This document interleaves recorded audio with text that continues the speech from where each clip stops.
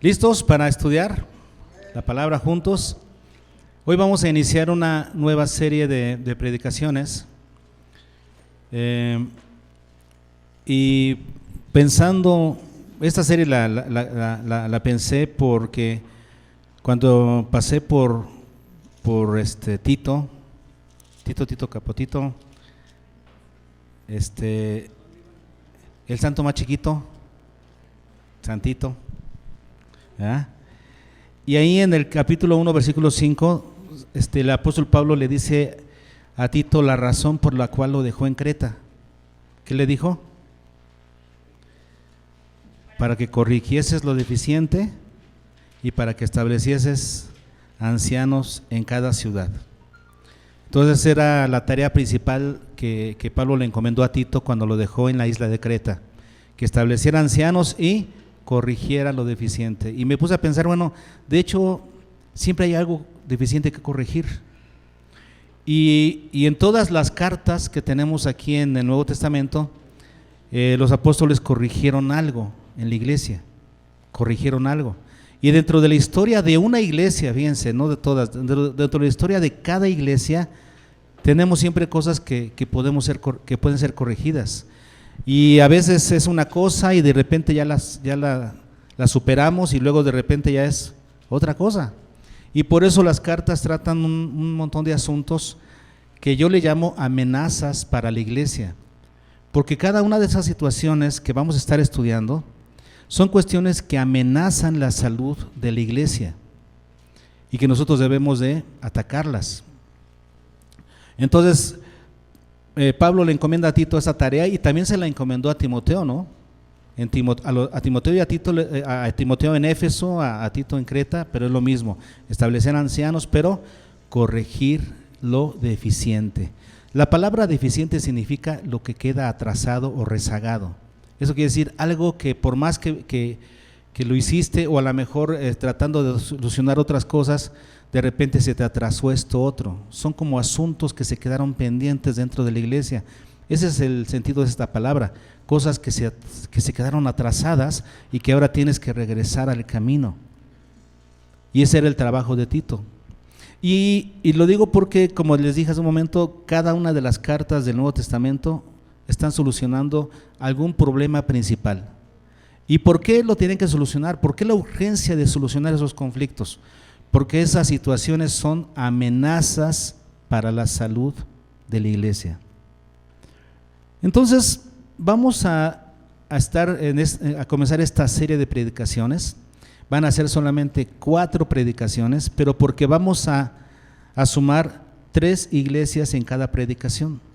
Y vamos a tratar cuál es el principal problema, la principal amenaza que trata el apóstol o el escritor de esas cartas, ¿ya? Para quitar esa amenaza. Es como desconectar una bomba que está a punto de explotar, no sé cómo se le llama eso, ¿eh? Quitar ese tipo de amenazas dentro de la iglesia. Entonces vamos a ver, como dije, 3 cartas, ¿sí? Cada domingo, y vamos a tener solamente 4 predicaciones con este tema que se llama amenazas de la iglesia. ¿Está bien? Hoy vamos a ver Romanos, Tesalonicenses y Santiago. ¿Y cuáles son las principales amenazas que los apóstoles, en este caso, corrigieron, solventaron dentro de estas iglesias? Vamos primero entonces a Romanos. La carta del apóstol Pablo a los Romanos.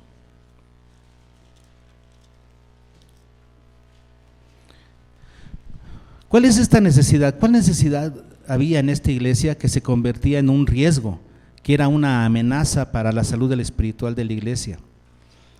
Bueno, el apóstol Pablo en el capítulo 1, versículo 15, dice: así que en cuanto a mí, pronto estoy a anunciaros el evangelio también a vosotros que estáis en Roma. Y vean cómo lo dice: así que en cuanto a mí, estoy pronto para ir. Si dependiera de mí, yo ya estaría ahí. No he podido por alguna otra cosa, se me han atravesado situaciones, no he podido, pero si fuera por mí ya estaré ahí. ¿Cuál es la urgencia de que Pablo quiera estar ahí para anunciarles el evangelio también a ellos.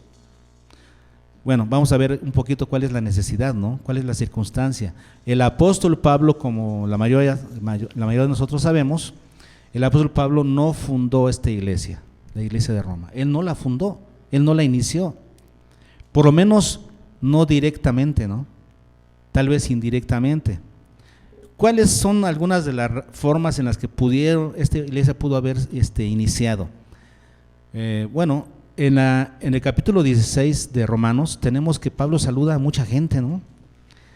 Eso quiere decir que conocía a muchas personas que estaban allá en Roma. Cuando Pablo escribió esta carta desde otro lugar, y saluda a esta iglesia de Roma, manda saludos a muchos, conocía a muchos.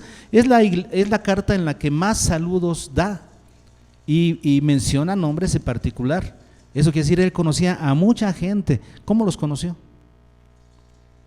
Pues mientras él estaba en sus viajes misioneros, conoció a uno y a otro y los fue ministrando, y tal vez algunos de ellos, al regresar a su casa a Roma, ¿no?, comenzaron ahí una iglesia. Un caso particular, Priscila y Aquila, ¿no?, que los conoció ¿en dónde? En Corinto. Cuando Pablo llegó a Corinto, se encontró a Priscila y Aquila, que venían saliendo de Roma. ¿Por qué? Porque ellos eran judíos, y el emperador romano en esa ocasión no quería que judíos que apestaban vivieran en Roma, y los corrió. Entonces ellos salieron de Roma y pues llegaron a Corinto. Cuando finalmente se mejoraron las cosas, ellos regresan a Roma, a su casa, pero ya con el evangelio, ya siendo discipulados por el apóstol Pablo. Este es un caso, por ejemplo, vamos a verlo desde el capítulo 16 de Romanos. Vean lo que dice: os recomiendo además nuestra hermana Febe, la cual es diaconisa de la iglesia de Cencrea, que la recibéis en el Señor como es digno de los santos. Luego versículo 3, saludad a Priscila y Aquila, mis colaboradores en Cristo Jesús, que expusieron su vida por mí, a los cuales no solo yo doy gracias, sino también todas las iglesias de los gentiles. Saludad también a la iglesia en su casa. Ahí está un caso, ¿no? Eso quiere decir, estos que fueron discipulados por Pablo desde Corinto, cuando regresaron a Roma, comenzaron una iglesia en su casa. Ahí está. Eso quiere decir que la iglesia de Roma estaba constituida de muchas iglesias locales, probablemente muchas de esas iglesias en casas.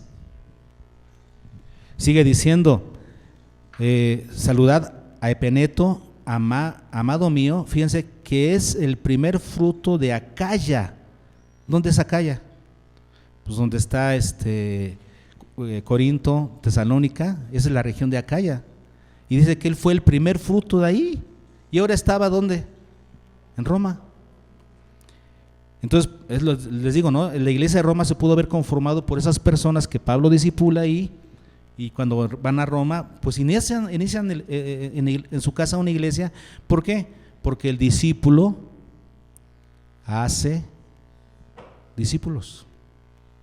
Si ustedes son llevados aquí por el Señor, de aquí a China o a la India o donde sea, en la casa donde vivan, ¿no van a comenzar una iglesia? Si son discípulos, van a ser discípulos, van a comenzar algo, a predicar el evangelio, y van a comenzar algo en su casa. Así fue estos casos. ¿Qué más? A María, la cual ha trabajado entre vosotros, saludad a Andrónico y a Junias, fíjense, mis parientes y mis compañeros de prisiones, los cuales son muy estimados entre los apóstoles. Eso quiere decir, estos eran unas personas que hasta los apóstoles conocían, y que también fueron antes de mí en Cristo. Algunos parientes de Pablo fueron antes que él en Cristo y conocieron a los apóstoles. Tal vez fueron discipulados por algunos de los apóstoles y ahora vivían en Roma. Es que, y más casos, ¿no?, que ustedes pueden leer ahí en el capítulo 16. Es una de las teorías, que quienes iniciaron las iglesias locales, lo que llamamos ahora la iglesia de Roma, que eran varias iglesias locales, fueran formadas por diferentes personas, y algunas de ellas seguramente que Pablo había discipulado, pero otras no, tal vez otras no. Por ejemplo, en Hechos 2:5 tenemos que en el día del Pentecostés, en el capítulo 2, el día del Pentecostés, que es cuando vino el Espíritu Santo y los 120 hablaron otras lenguas, ¿se acuerdan de eso? Y entonces Pedro tomó la palabra y habló el evangelio. ¿Se acuerdan de ese momento? Dice que era la fiesta del Pentecostés, y eso quiere decir que judíos de muchas regiones del Imperio Romano estaban ahí en Jerusalén para la fiesta. Vamos a Hechos capítulo 2 para que vean cómo lo dice. Hechos 2, versículo 5 dice: moraban entonces en Jerusalén, entonces en ese momento, judíos, varones piadosos de todas las naciones bajo el cielo. Eso quiere decir de todo el Imperio Romano. No quiere decir que todas las naciones del mundo, ¿no? Siempre hay ese tipo de exageraciones en la forma de escribir de los antiguos. Era una hipérbole, pero quiere decir de todo el mundo romano, de todo el Imperio Romano. Y luego sigue diciendo los versículos 9 al 11. Y habiendo dicho estas cosas, viéndolo ellos, fue alzado, 2 del 9 al 11. Partos, medos, elamitas y los que habitamos en Mesopotamia, en Judea, en Capadocia, en el Ponto y en Asia. Fíjense de todas las regiones que estaban en la fiesta del Pentecostés. En Frigia y Panfilia, en Egipto y en las regiones de África más allá de Cirene, y romanos aquí residentes, tanto judíos como prosélitos, cretenses y árabes, los oímos hablar en nuestras lenguas las maravillas de Dios. Eso fue lo que escucharon en el día del Pentecostés. Ahí tenemos, ¿no? Entonces el caso es que Pablo sabe que esta iglesia fue formada así, de varios hermanos que recibieron el evangelio en diferentes lugares y después llegan a Roma y comienzan a compartir el evangelio en sus casas y se arma las iglesias locales, la iglesia de Roma. Pablo tiene que asegurarse que ellos estén creyendo lo correcto. Pablo necesita, como apóstol del evangelio a los gentiles, estar seguro que ellos están creyendo lo correcto. ¿Por qué es tan importante creer lo correcto? Creer lo que es el evangelio y no un evangelio distinto. Como Pablo le dijo a los Gálatas, ¿quién les enseñó un evangelio diferente? No es que haya otro, pero hay algunos que lo pervierten. O sea que podemos estar creyendo un evangelio pervertido, puede ser, un evangelio diluido, y tenemos que estar seguros de estar creyendo el evangelio de Cristo, el correcto. Y Pablo necesitaba conocerlo. ¿Por qué? Porque, hermanos, tú te conviertes en aquello que crees. Si crees algo distinto al evangelio, eso va a producir en ti algo distinto a lo que el evangelio espera producir en la vida de los que creen. El evangelio produce algo en los creyentes, pero si crees algo diferente, se va a producir en ti algo distinto, ¿ok?, a lo que el evangelio produciría en ti. Por eso es algo tan importante asegurarnos que estamos creyéndolo correcto. Y por eso Pablo lo considera importantísimo. Además de eso, de que hay personas que engañan. En el capítulo 16 de Romanos, versículo 17, dice: mas os ruego, hermanos, que os fijéis en los que causan divisiones y tropiezos en contra de la doctrina que vosotros habéis aprendido y que os apartáis de ellos. Entonces, aparte de que pudieron haber recibido un evangelio distinto, siempre va a haber amenazas de este tipo, personas que enseñan un evangelio distinto. Y aquí dice Pablo: os ruego, hermanos, que os fijéis, y esa palabra os fijéis significa que no les quites la vista, que estés con los ojos bien abiertos, no le quites la vista a aquellas personas que ¿qué hacen? Causan divisiones y tropiezos en contra de la doctrina que habéis aprendido. Qué importante es conocer lo correcto. Por eso el apóstol Pablo les dice en el Romanos 1:15, lo que leímos al principio, ¿qué les dice? Así que en cuanto a mí, dice Pablo, pronto estoy a anunciaros el evangelio también a vosotros que estáis en Roma. Quiero ir para compartirles el evangelio en persona. Claro, ¿cuál es el pensamiento de Pablo? Mientras voy, que no sé para cuándo sea, se los escribo. Y esta es la forma en la que Pablo nos da por escrito el evangelio completo. ¿Quieres conocer el evangelio completo de Jesucristo, lo que deberías creer? Estudia Romanos, estúdialo y le vas a sacar mucho jugo. Puedes estudiar toda la carta a los romanos en un año y medio o 2, bien estudiado, porque es un evangelio riquísimo, que lo estudias y lo estudias y lo estudias y sacas Entonces puedes estudiar el Evangelio de la carta a los romanos. ¿Qué hizo Pablo entonces? Como todavía no tenía chance de ir con ellos para anunciarles el Evangelio, se los da por escrito. ¿Para qué? Para asegurarse que ellos crean lo correcto. ¿Cuál amenaza estaba ahí apagando? Pues que algunos que no creyeran correctamente, ¿no?, el Evangelio, estuvieran haciendo algo distinto, generándose en sus vidas algo distinto a lo que el Evangelio debe producir. ¿Qué es lo que el Evangelio espera producir? Personas que aman a Cristo por encima de los bienes de este mundo, por encima de las pasiones de esta vida. Gente que sigue a Cristo a pesar de las tribulaciones de este mundo. La gente que entiende el Evangelio sabe que es la perla más preciosa y que hay que vender todo lo que uno tiene para adquirir esa perla preciosa. Aquel que entiende el Evangelio entiende la exclusividad del mismo, que tienes que vivir para Cristo, dedicado a Cristo, entregado a Cristo por encima de todo. Los que no entienden el Evangelio, entienden algo diferente del Evangelio, se vuelven más bien personas expectantes, personas que demandan y que si no tienen lo que quieren, pues simplemente se retiran.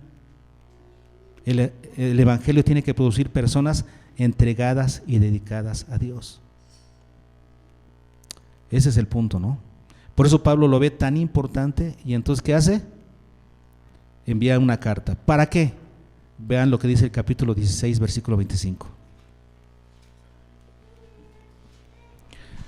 En este deseo final de Pablo queda expresado el deseo que él tiene de que ellos sean confirmados en el Evangelio. Dice, y al que puede ¿qué?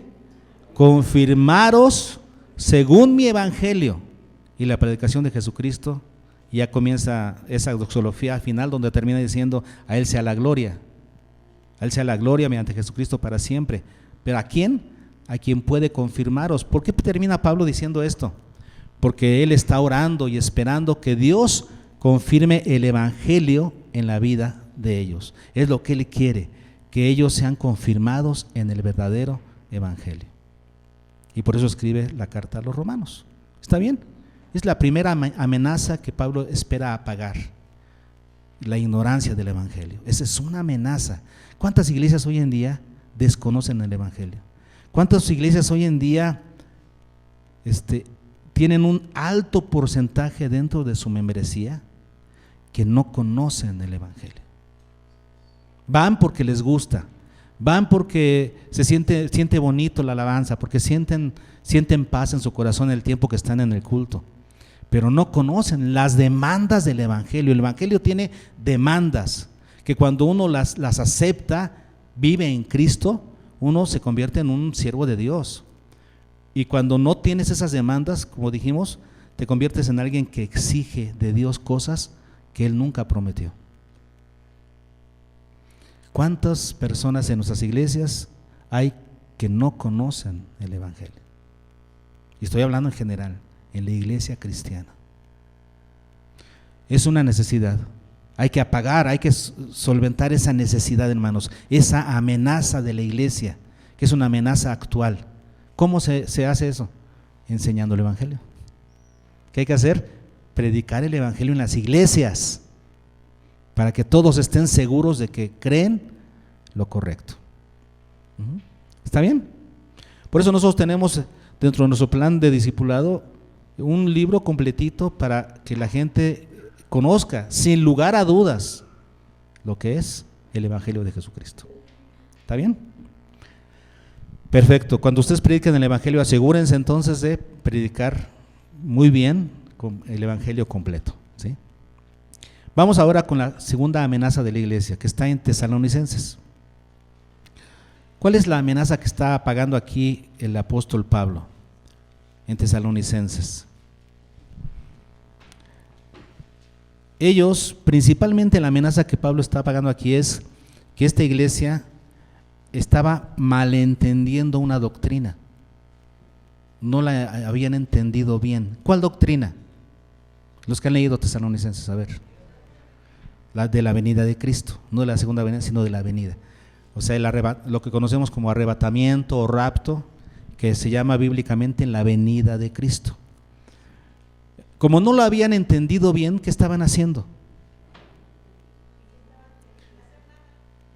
Renunciaron a sus trabajos, no trabajaban, estaban nada más esperando al Señor, porque ya venía. Ellos decían, ya Cristo ya va a venir, así entonces ¿para qué trabajamos? ¿No? Nos dedicamos a andar visitando casas de los hermanos y como no tengo para comer, pues que me dé de comer el hermano, a ver si tiene una garrita que me regale, porque no tengo ni para vestirme. Entonces, como dejé mi trabajo porque Cristo ya viene, ¿qué entendemos aquí? Malentender una doctrina puede traer consecuencias que se reflejan directamente en nuestra conducta. ¿Sí? Malentender una doctrina va a traer consecuencias que se reflejan directamente en tu conducta. Y es lo que estaba pasando aquí. Alguien le fue a decir a Pablo el chisme, ¿verdad? Estos ya dejaron sus trabajos y andan ahí viviendo desordenadamente. Segunda de Tesalonicenses capítulo 3, versículo 11. Dice el apóstol Pablo: porque también cuando estábamos con vosotros os ordenábamos esto: si alguno no quiere trabajar, tampoco coma. Versículo 11, leí el 10, perdón. Porque oímos que algunos de entre vosotros andan desordenadamente, no trabajando en nada, sino entremetiéndose en lo ajeno. ¿Ahí está? ¿Cómo le llama Pablo a esto?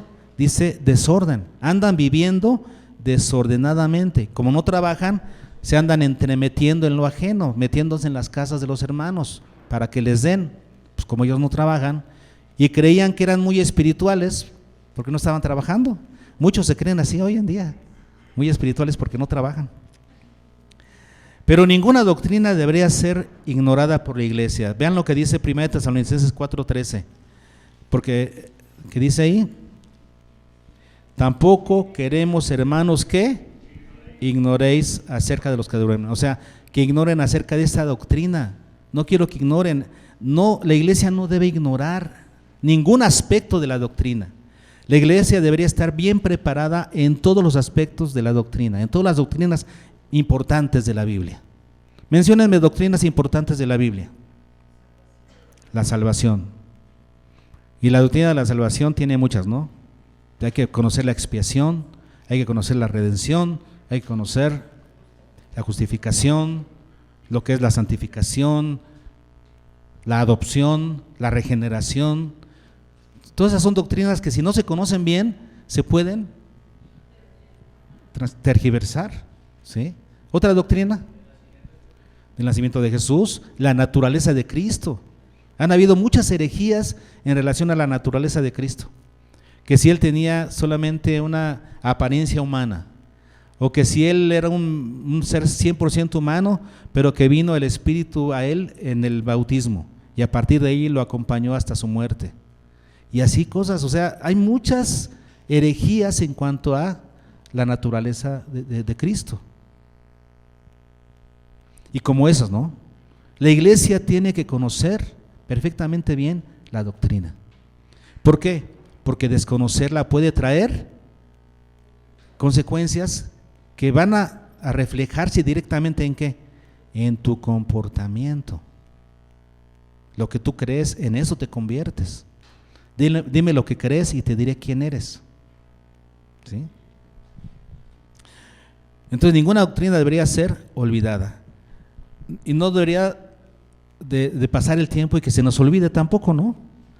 Miren en el 5:2, 1 Tesalonicenses 5:2, dice: porque vosotros sabéis perfectamente. Ellos deberían ¿qué? Deberían de saberlo. Eso quiere decir, Pablo se los enseñó. Pablo les enseñó esta doctrina y dice, ustedes saben perfectamente. Ahora, que ahorita se hagan los oxisos o que como que se les olvida, vean lo que dice el 2 de Tesalonicenses 2:5. ¿No os acordáis que cuando yo estaba todavía con vosotros os decía esto?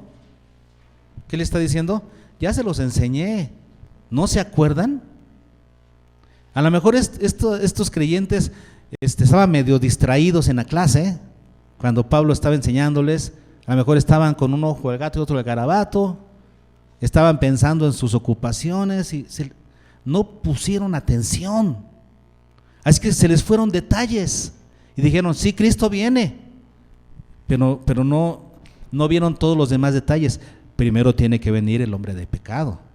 Acuérdense que yo se los dije, sí va a venir Cristo, pero primero tiene que venir el hombre de pecado, el anticristo. Es lo que dice en 2 de Tesalonicenses, ¿no? Y dice Pablo, acuérdense que ya se los dije. Pablo está preocupado por esto porque está, si tú quieres algo distinto a la doctrina, lo que está amenazando tu fe.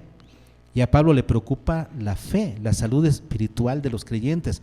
Por eso desde el capítulo 2, 1 Tesalonicenses 2:19, Pablo comienza a tratar ese tema que después desglosa en el capítulo 4, pero lo comienza a tratar eso desde el capítulo 2. Dice el 2:19, porque ¿cuál es nuestra esperanza o gozo o corona que me gloríe?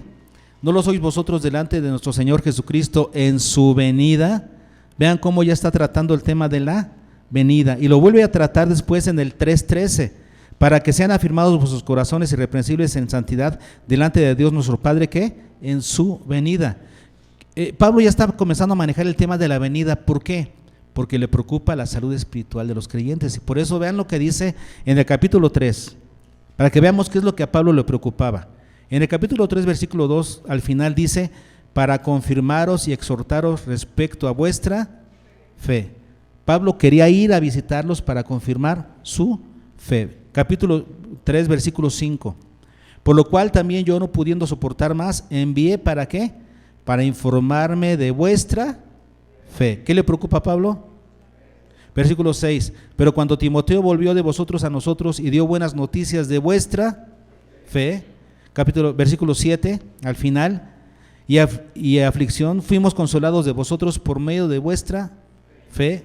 Y luego dice el versículo 10, orando noche y día con gran insistencia para que veamos vuestro rostro y que completemos lo que falte a vuestra fe. Pablo lo que quería hacer es ir a visitar a los tesalonicenses para completar lo que faltaba a su fe, porque su doctrina estaba deficiente. Su conocimiento doctrinal estaba deficiente. ¿Qué tenía que hacer Pablo? Completar lo que faltaba a su fe. Entonces, si a alguien le falta conocimiento doctrinal, ¿qué hay que hacer? Enseñarle. Hay que enseñarle, hay que completar lo que le falta. Si alguien no terminó el discipulado, ¿qué hay que hacer? Completarlo, que lo termine. ¿Dónde te quedaste? Tienes que completar. Y si alguien no entendió una doctrina, ¿qué hay que hacer? Hacerle un examen para ver qué es lo que le falla y completar lo que falta a su fe. Es lo que hay que hacer. Por ello, el apóstol Pablo les enseña otra vez la doctrina de la venida de Cristo en Tesalonicenses, capítulo 4, ¿no? Les enseña. ¿Cómo se los enseña? Tampoco queramos, hermanos, que ignoren acerca de los que duermen. No se preocupen, ellos tenían esta duda. Es que los que creyeron en Cristo y ya murieron antes de que Cristo viniera, ¿qué va a pasar con ellos? No van a estar aquí cuando Cristo venga. Y Pablo les tiene que volver a enseñar. Ellos resucitarán primero. Y después, los que estemos vivos, seremos arrebatados. Pablo está, ¿qué? Completando lo que falta, para que a ellos les quede bien clara la doctrina. Qué importante es conocer la doctrina para que no hagamos cosas equivocadas, porque ellos, como dijimos, su conducta estaba dejando mucho que desear por creer algo distinto. Hermanos, la doctrina produce en nosotros algo positivo. No creer lo correcto produce algo distinto, que se refleja ¿en dónde? En la conducta, como en estos tesalonicenses. Entonces, ¿qué es lo que hace Pablo? Enseña. Y después, ¿qué más hace? Corrige. Vean lo que dice el capítulo 5, versículo 14. Hay que enseñar y corregir. También nos rogamos, hermanos, que amonestéis a los ociosos, aquellos que dejaron sus trabajos. Amonéstenlos. y que alentéis a los poco ánimo, etcétera, etcétera. O sea, amonesten a los ociosos. Segundo de Tesalonicenses capítulo 3, versículo 12, dice: a los tales, o sea, a aquellos que dejaron su trabajo, ¿sí?, a los tales mandamos y exhortamos por nuestro Señor Jesucristo, que trabajando sosegadamente coman su propio pan. O sea, nada de estarse metiendo a las casas de los hermanos a pedir de comer. Nada, se acabó. Aquí se acabó este asunto. Trabajando coman su propio pan. Ándale. ¿Qué está haciendo Pablo? Corrigiendo. Capítulo 4 de 1 Tesalonicenses, versículos 11 y 12. Y que procuréis tener tranquilidad, o sea, Cristo viene, pero no estén apurados, que a cuándo, que a qué hora, tengan ¿qué? Tranquilidad. Y luego, ¿qué más? Y ocuparos en vuestros negocios y trabajar con vuestras manos de la manera que os hemos mandado, a fin de que os conduzcáis, o sea, que nuestra conducta muestre algo, a fin de que os conduzcáis honradamente para con los de afuera y no tengáis necesidad de nada. Eso es conducirse correctamente con los de afuera, o sea, darles buen testimonio. ¿Qué testimonio estaban dando estos? Diciendo: como Cristo viene, no trabajo, así es que denme para comer, para vestir. ¿Qué testimonio? Entonces Pablo tiene que enseñar y corregir. Cuando alguien no tenga una doctrina correcta, ¿qué hay que hacer? Enseñar y corregir. Se enseña la doctrina, se corrige la conducta.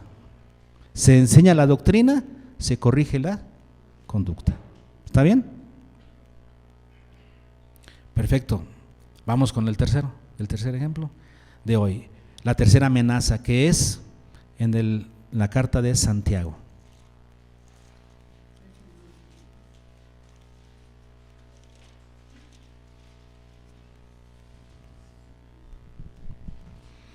¿Escrita por quién?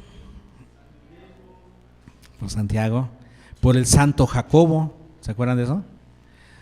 Santiago significa el santo Jacobo, o sea, este es Jacobo, el hermano de nuestro Señor Jesucristo, y que además llegó a ser el pastor principal de la iglesia de Jerusalén. Toda esa historia ya la hemos visto, y eso quiere decir que Santiago escribe con un corazón de pastor. Es la única carta escrita por un pastor. ¿Por qué? Porque Pablo y Pedro no eran pastores, discúlpenme, pero no. Digo, Pablo en sus inicios fue uno de los 5 encargados de la iglesia de Antioquía, pero después el Señor le dijo: apártenlo a él y a Bernabé para algo que tengo para ellos, que era ser misioneros. ¿Cuál es la diferencia? Bueno, que el misionero no está arraigado a un lugar. El misionero abre una obra y se va, y aunque está al tanto y les envía cartas o lo que sea, pero no está ahí. El misionero no está ahí. En cambio, el pastor, ahí está. Y el pastor se da cuenta de cosas que el misionero pues no alcanza a percibir a lo lejos, ¿no? El pastor está. Y el pastor se da cuenta de situaciones que están en el seno de la iglesia y que deben ser corregidas. Entonces, aquí tenemos a Santiago, que era un pastor y que se dio cuenta de algo, un fenómeno que estaba sucediendo dentro de la iglesia. Santiago se da cuenta que ya había pasado el tiempo de la primera iglesia, de los primeros creyentes. La iglesia ya se estaba estableciendo, y entonces habían familias que estaban creciendo dentro del seno de la iglesia. Eso quiere decir hijos que nacían en familias cristianas. Acuérdense que eso no se dio al principio. Cuando la iglesia nace por primera vez, se convierte en las primeras personas, los primeros padres de familia, los primeros jóvenes. Pero una vez que esas familias entran a la iglesia y nacen hijos, diríamos es la siguiente generación, la nueva generación. Y comienzan a nacer hijos dentro de estas familias cristianas. Y Santiago se da cuenta de un fenómeno que sucede en todas las iglesias, que esos hijos aprenden cultura cristiana, pero no todos son cristianos. Y comienza a darse cuenta de eso. ¿Por qué? Porque se da cuenta de que hay mucha religiosidad en la iglesia y poco cambio de vida. No ve cambios de vida. Hay mucha gente religiosa, mucha gente que sigue la religión, que se la sabe, ¿no?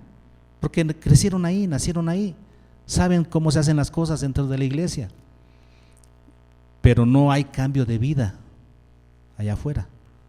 En la vida cotidiana, en lo cotidiano, no hay cambios. Y Santiago se da cuenta de ese problema y escribe la carta para tratar justamente esos asuntos. ¿Qué les parece si vamos viendo algunos versículos que nos dejan ver ese análisis de Santiago? ¿Qué hacen los doctores? Auscultan y después ¿qué hacen? Dan un diagnóstico. Ok. Y vamos a ver el diagnóstico de Santiago para la iglesia a la que le está escribiendo, que no es solamente una, Él está hablando a los cristianos judíos, pero pues, de todos lados. Él se da cuenta que esto es un fenómeno que está pasando en todas las iglesias que están pasando a la segunda generación o tercera generación de convertidos.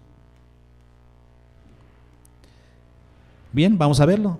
Capítulo 1, versículo 5. Este es el diagnóstico que hace Santiago. Dice: y si alguno de vosotros tiene falta de sabiduría, pídela a Dios. ¿Qué es lo que ve Santiago en la iglesia? Que no tienen sabiduría.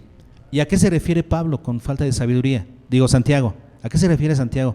Bueno, Santiago les está hablando en los versículos 2 y 3. Hermanos míos, tened por sumo gozo cuando os halléis en diversas pruebas. ¿De qué está hablando Santiago aquí? ¿Que estemos gozosos en medio de las pruebas? ¿Es lógico eso? En el pensamiento del mundo eso no es lógico. En el pensamiento cristiano eso es lógico. Porque el que está en Cristo tiene que aprender a vivir en un mundo donde que le va a causar tribulación, que lo va a perseguir, un mundo que no nos entiende. Estamos en un mundo, pero no somos del mundo. Estamos remando contra corriente.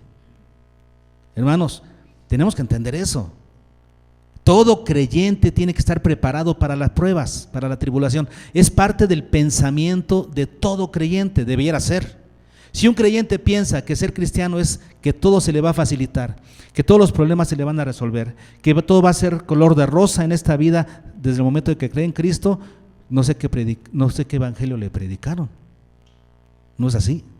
Vivimos en un mundo injusto y podemos recibir muchas injusticias. Cuando estemos con el Señor, Él enjugará nuestras lágrimas.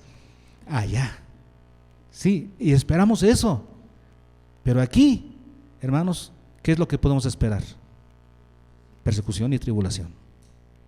Este es el pensamiento lógico, y por eso dice Santiago, si no saben esto, si no tienen el pensamiento de Dios, si les falta sabiduría, pídanla a Dios y Él se las va a dar, para que finalmente entiendan que así es la vida cristiana. Y por eso les dice: hermanos míos, tened por sumo gozo cuando os halléis en diversas pruebas. Y si no entiendes esto, pídele a Dios que te dé sabiduría. ¿Qué es lo que notaba entonces Santiago? Que la gente no veía la vida como Dios la ve. Muchos en la iglesia no veían la vida como Dios la ve. Primera amenaza. Capítulo 2, versículo 1 dice: hermanos míos, que vuestra fe en nuestro glorioso Señor Jesucristo sea sin acepción. ¿Qué estaban haciendo ellos? Acepción de personas. Dice el versículo 9: pero si hacéis acepción de personas, cometéis, ¿qué? Pecado, y quedáis convictos por la ley como transgresores. En la iglesia, hermanos, de Santiago, que él estaba ministrando, había muchos transgresores, muchos convictos por la ley, perseguidos por Dios como delincuentes. ¿Por qué? Porque hacían acepción de personas. Ese es un pecado. Los creyentes no hacen eso. Capítulo 3, versículo 10. Estamos viendo el diagnóstico, la auscultación que está haciendo Santiago de la iglesia y su diagnóstico. Dice, de una misma boca proceden bendición y maldición, hermanos, esto no debe ser así. ¿Qué estaba pasando? ¿Qué es lo que notaba Santiago? Que a lo mejor aquí en la iglesia no, pero cuando los veía en la calle, los veía con sus amigos y ahí echando unas grandes.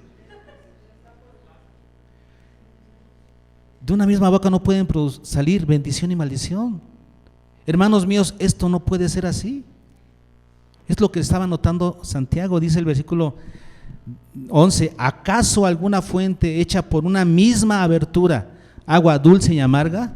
De tu boca no pueden salir ambas cosas, o alabas a Dios o maldices. Si eres de Cristo, vas a tener que depurar tus palabras, tu manera de hablar. Cuidar tu manera de hablar. Esa manera de hablar es para los que están en el mundo. Ellos no lo ven malo, pero tú no. Esto es lo que estaba anotando Santiago. ¿Qué más? Capítulo 3, versículos 14 y 15. Pero si tenéis celos amargos y contención, ¿qué había entre ellos? Celos y contención. ¿Qué es? Rivalidad, pleito entre ellos. No puede ser. ¿Cómo va a ser eso? Dice el versículo que sigue, esta sabiduría, o sea, esta manera de vivir, no es la que desciende de lo alto, sino, ¿qué es lo que estaba viendo Santiago? Sabiduría terrenal, animal y diabólica. Dentro de la iglesia, demostrada por fieles, por gente que había crecido en el evangelio, que tenía años en el evangelio. Esto es lo que está viendo Santiago.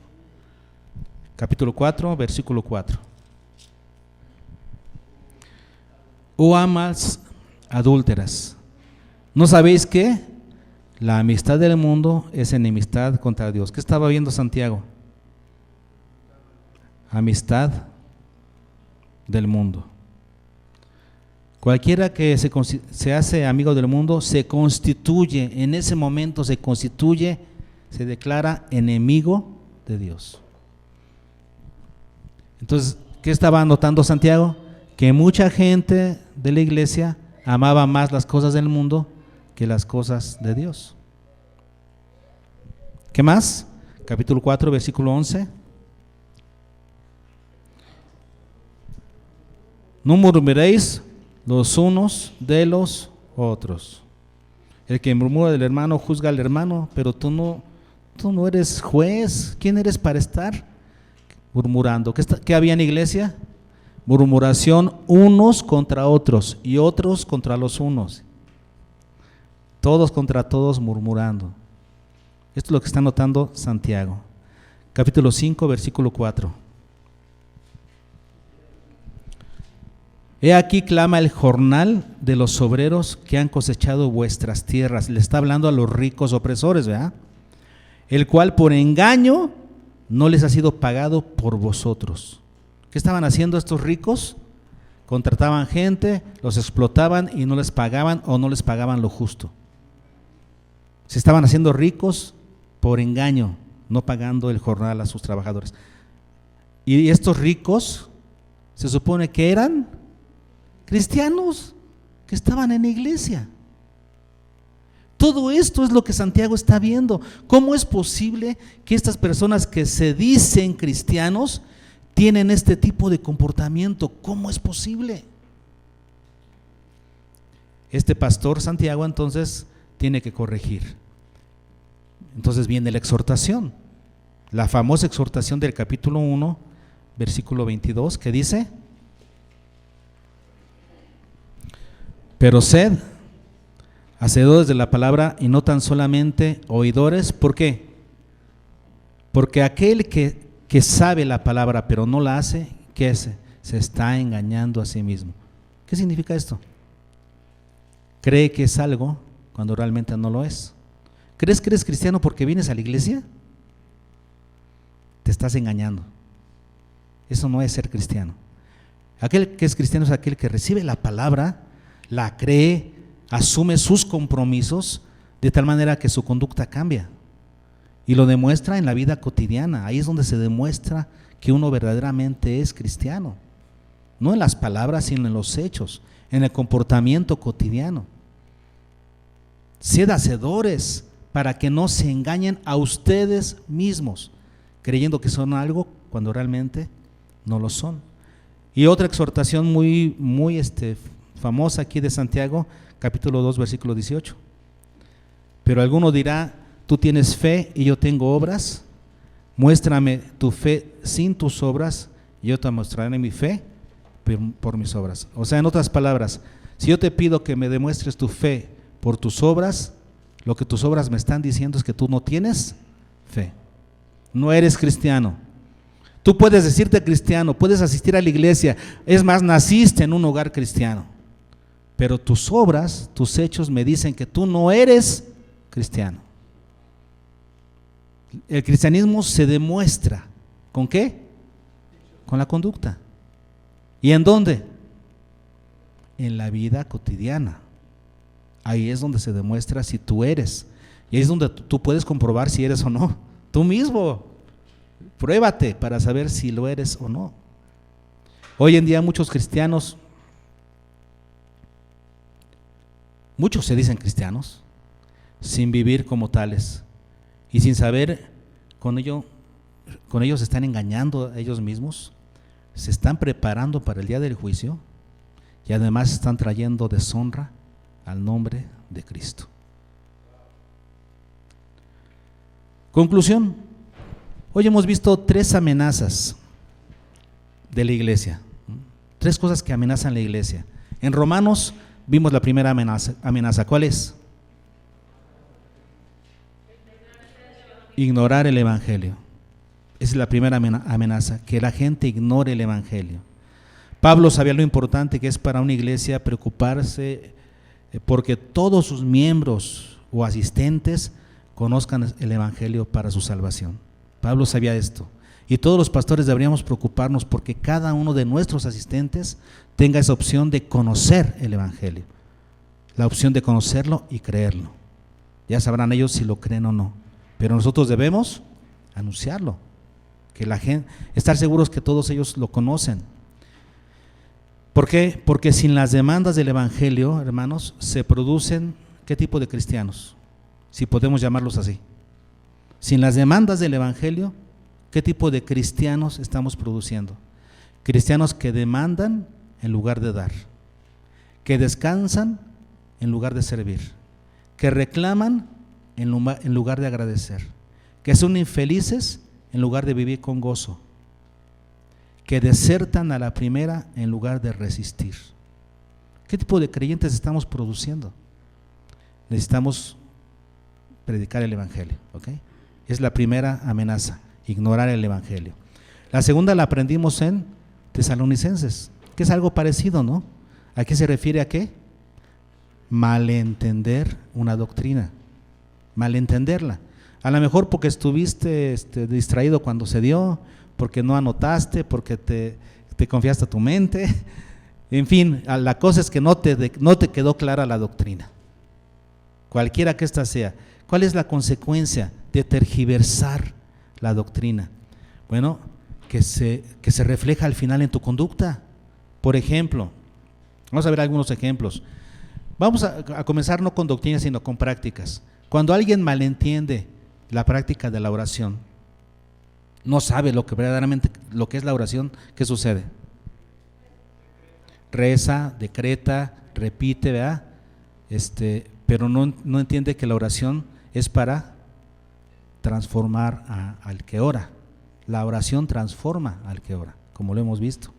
Si alguien malentiende el ayuno, le va a caer hacer manita de puerco a Dios, con sus exigencias, como si fuera una huelga de hambre, creyendo que puede manipular a Dios con su ayuno. No entiende el ayuno. Por ejemplo, la ofrenda, dar ofrenda. Malentiendes la ofrenda, entonces das para recibir. Malentiendes la alabanza. Crees que a través de la alabanza Dios te va a dar una bendición especial. Entonces te esfuerzas mucho en alabar y adorar porque sabes que Dios ahí te va a bendecir. Esa es una doctrina que se estuvo dando por mucho tiempo dentro de la iglesia. La doctrina de la salvación. Si eres calvinista, crees que eres salvo aunque peques. Estamos hablando de la extrema calvinista, ¿eh? Si eres extremo wesleyano, tienes miedo de perder la salvación por cualquier cosa, no estás seguro de tu salvación. Y cada vez que llaman al altar, vuelves a pasar porque no estás seguro de tu salvación. Lo que tú creas determina tu comportamiento. Si eres testigo de Jehová, vas a trabajar porque crees que la salvación se gana. Es por obras. La doctrina de las maldiciones generacionales le quita responsabilidad al que peca, porque le echas la culpa a otros. Si crees acerca de la venida de Cristo, si crees mal de la venida de Cristo, ¿cuántos han buscado fechas para la venida de Cristo y se han equivocado? Y se han hecho nuevos grupos, nuevas sectas de esas malas interpretaciones. Del judaísmo que hoy está de moda, judaizar. Eso modifica tu conducta porque te vuelves un esclavo de la ley. Lo que crees, en eso te conviertes. Por eso es importante creer lo correcto. Entonces, hay que tener cuidado de no malentender ninguna doctrina. Hay que informarnos bien, hay que creer lo correcto, hay que aprender. ¿Sí? Cuando se abra el instituto para tomar la materia de teología, importantísima la teología, anótense para que conozcan la doctrina y entonces puedan creer lo correcto y eso transforme su conducta, tengan una conducta correcta. ¿Está bien? ¿Y qué hay que hacer cuando alguien tiene una doctrina malentendida? Se enseña doctrina y se corrige la conducta. ¿Okay? Y finalmente vimos la amenaza que vio Santiago. ¿Cuál es la amenaza que vio ahí? Cultura cristiana, o sea, una fe fingida. Si la de Timoteo era una fe no fingida, en la iglesia hay mucha fe fingida, es cultura. Entonces el pastor Santiago se dio cuenta de ese cáncer que estaba atacando a la iglesia desde su seno, o sea, dentro de la iglesia se estaba dando esa enfermedad y veía cómo conforme el evangelio crecía de una generación a otra, pasaba de una generación a otra, ¿qué sucedía? Muchos miembros se conformaban con tener una cultura cristiana, pero que sin mostrar vidas transformadas. Entonces, ¿qué hace Santiago? Pues enseña, corrige, exhorta para que seamos hacedores de la palabra y no tan solamente oidores. ¿Por qué? Porque te engañas a ti mismo. Y eso traerá como consecuencia un debilitamiento al testimonio de nuestra iglesia y nuestra comunidad. Además de un gran peligro de aquellos que creen ser algo cuando realmente no lo son. Hoy hemos visto, hermanos, estas tres amenazas, ¿ok? Las tres amenazas que vemos hoy, que son ignorar el evangelio, malentender una doctrina y tener una fe fingida dentro de la iglesia. Hay que estar atentos para que podamos corregir lo que nos toca, ¿no? Si alguno de nosotros no conocemos el evangelio, acérquese, pida el discipulado otra vez, pídalo otra vez, se le puede dar el curso 1 otra vez para que entienda el evangelio. Si a alguno de ustedes no le queda clara alguna doctrina y eso ha modificado su conducta, entonces cuando esté la teología, anótese a estudiar teología o pregunte a los que saben, a los maestros, pregunte y complete lo que le falta y corrija su conducta. Y si alguno nació en cuna cristiana, muchos aquí, ¿verdad? Prueben, y en general todos, probemos si somos creyentes. ¿Cómo? Viendo nuestra conducta. Ahí es donde es la prueba contundente para saber si somos de Cristo o no. ¿Ok?